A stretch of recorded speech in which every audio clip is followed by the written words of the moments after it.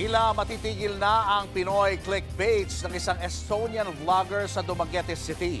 Bukod sa ginawa na siyang persona non grata, inaresto at ipadedeport na rin siya ng Bureau of Immigration. Narito ang buong Frontline Report.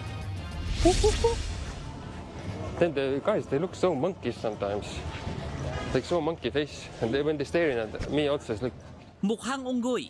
Ganito inilarawan ng Estonian vlogger na si Simru Sipu, aka pro-life traveler, ang mga lalaking Pinoy. May babala rin siya sa mga foreigner na bibisita sa Pinas. When you will come to the Philippines, don't get yourself a single mom. Single mom, Jesus Christ.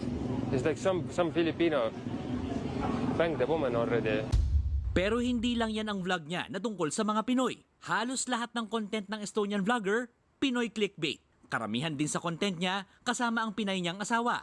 Isa pa sa kino-call out sa Estonian vlogger ang panghaharas umano ng mga minor de edad at pagbibideo nito ng walang permiso sa mga bata at mga babae.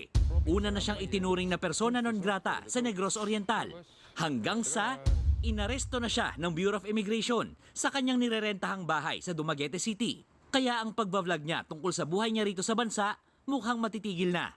Inaayos na rin kasi ang pagpapadeport sa kanya dahil sa paglabag niya sa Philippine Immigration Act of 1940. Ang mapanlait na vlogger, panay sorry ngayon sa presinto. Wala naman daw siyang masamang intensyon sa Pilipinas. If somebody was offended, I'm very sorry about this. I'm very sorry. I didn't do this intentionally. It just maybe my understanding of the situation was wrong. But that never has been my intention. My intention always been in the Philippines, explore and connect with the locals because I love Filipinos. Nanindigan naman ng BI na pananagutin ang sino mang dayuhan na babasto sa mga Pilipino at sa mga batas ito. Giit pa ng ahensya, hindi content playground ang Pilipinas.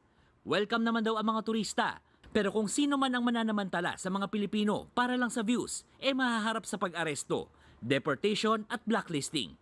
Sabi pa ng ahensya, katulad lang ng Estonian vlogger ang naaresto at ipinadeport ng Russian vlogger na si Vitaly Zidorowetsky na ginawang content ang pambabasto sa mga Pinoy. Nagbabalita mula sa Frontline, Gerard de la Peña, News 5. Mga kapatid, Julius Babaw po.